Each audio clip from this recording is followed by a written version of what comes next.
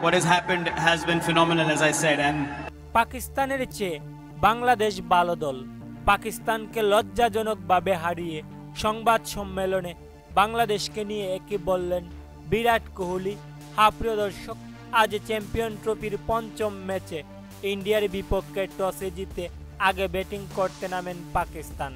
আর batting করতে নেমে এদিন শুরুতে একের পর এক উইকেট হারাতে থাকেন পাকিস্তান। এদিন পাকিস্তানের হয়ে সর্বোচ্চ ৬২ রান করেন সৈয়দ শাকিল।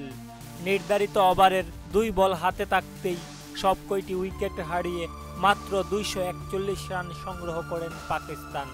আর এদিন ১৪২ রানের লক্ষ্যে ইন্ডিয়ার হয়ে ব্যাটিং করতে নেমে রোহিত শর্মা ২০ রানে আউট হলেও এদিন শুভমান গিল ৪৬ রান করে আউট হলে খুব সহজেই দলকে জয়ের বন্দরে নিয়ে যান বিরাট কোহলি ও শ্রেয়াস আয়ার।